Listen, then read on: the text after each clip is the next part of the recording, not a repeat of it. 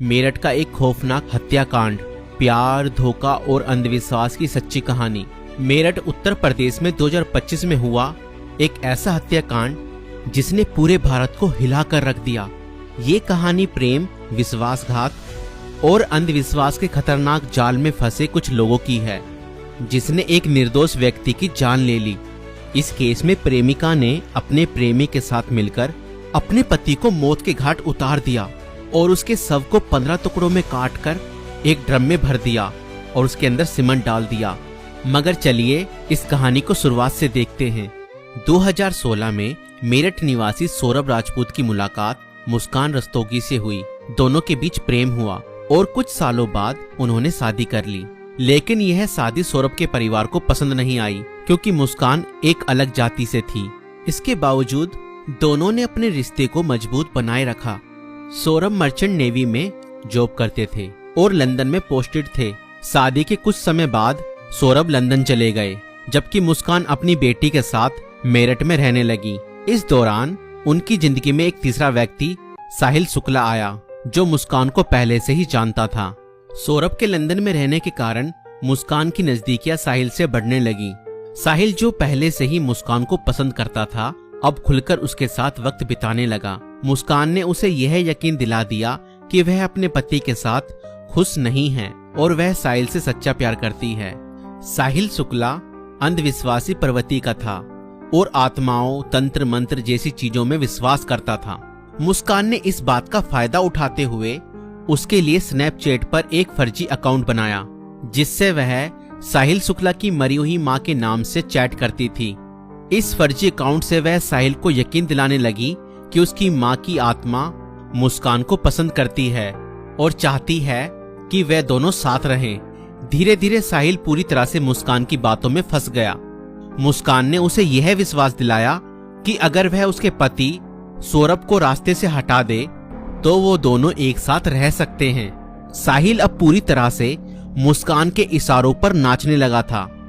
मुस्कान और साहिल ने मिलकर सौरभ को मारने की साजिश रची। 4 मार्च 2025 को जब सौरभ लंदन से मेरठ अपनी पत्नी और बेटी से मिलने आया, तब मुस्कान ने सौरभ की फेवरेट सब्जी कोफ्तों में बेहोशी की दवाई मिलाकर खिला दी।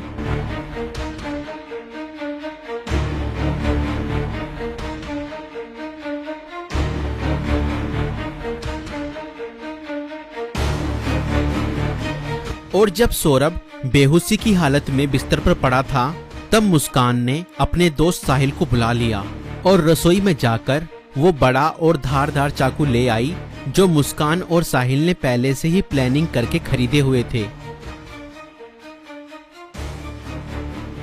और करीब 20 मिनट तक साहिल ने मुस्कान को बताया कि कैसे उसे अपने पति का वध करना है।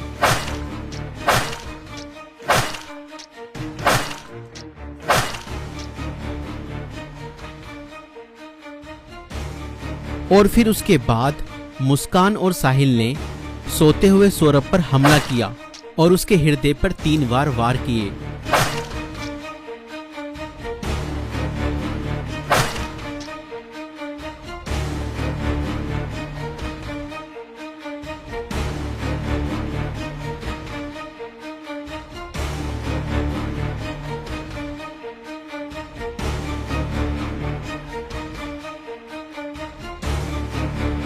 और घर में पड़े कूलर को भी ऑन कर दिया ताकि उसकी आवाज किसी को भी ना सुनाई दे। जब उन्होंने सौरभ को खत्म कर दिया, उसके बाद वह उसकी बॉडी को बाथरूम में ले गए।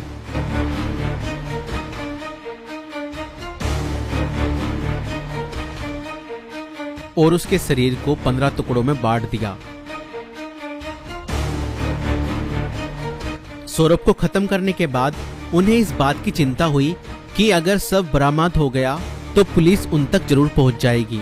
इसलिए उन्होंने सबको ठिकाने लगाने की योजना बनाई और मुस्कान बाजार जाकर एक प्लास्टिक का ड्रम खरीद लाई। और मुस्कान और साहिल ने सौरभ के शव के टुकड़ों को उस प्लास्टिक ड्रम में डाल दिया और ऊपर से सीमेंट भी डाल दिया ताकि उसकी बॉडी की स्मेल बाहर ना जाए। और उसके बाद उन्होंने उस ड्रम को घर के एक कोने में रख दिया। इसके बाद मुस्कान और साहिल ने सौरभ के मोबाइल फोन से उसके सोशल मीडिया अकाउंट को एक्टिव रखा।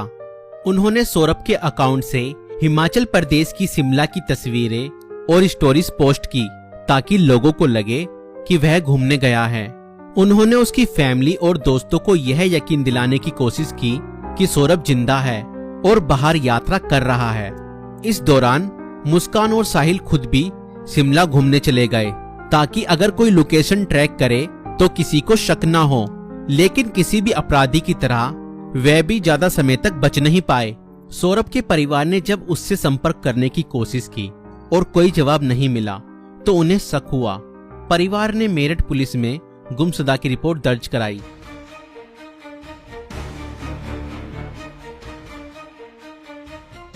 और इसी बीच मुस्कान ने अपने माता पिता को बताया कि शायद सौरभ का मर्डर हुआ है और उसके घर वालों ने ही उसका मर्डर किया है।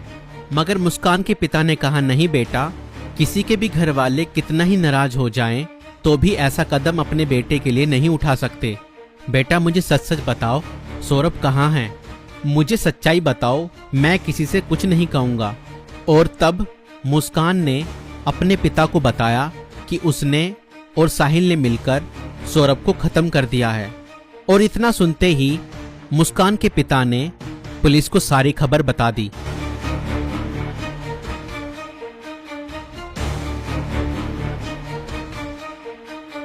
और पुलिस ने तुरंत मुस्कान और साहिल को गिरफ्तार किया और उस प्लास्टिक ड्रम को भी बरामद किया जिसमें सौरभ के शव के टुकड़े थे।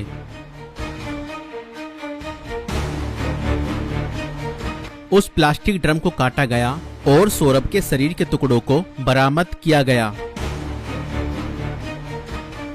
इस खौफनाक हत्या मिस्ट्री का अंत पुलिस द्वारा हत्यारों की गिरफ्तारी के साथ हुआ। पुलिस ने मुस्कान और साहिल को गिरफ्तार कर लिया।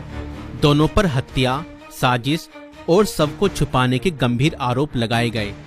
दोस्तों, ये घटना हमें यह सिखाती है कि अंधविश्वास का अंजाम बहुत बुरा और भयानक होता है। साहिल ने अपनी मां की आत्मा के नाम पर बनाए गए एक फर्जी अकाउंट पर भरोसा किया और हत्या जैसा अपराध कर दिया। और गलत संबंध और रिश्तों का अंजाम बहुत बुरा ही होता है। मुस्कान ने अपने फायदे के लिए साहिल को मानसिक रूप से कंट्रोल किया और हत्या तक करवा दी। और कानून से कोई नहीं बच सकता, चाहे अपराध कितना भी चालाकी से किया जाए। पुलिस की जांच और सबूतों के आधार पर अपराधी पकड़े ही जाते हैं। इसलिए रिश्ते सोच समझकर बनाएं और जीवन साथी चुनने से पहले सामने वाला मानसिक रूप से कैसा व्यक्ति है यह जानने की कोशिश करें।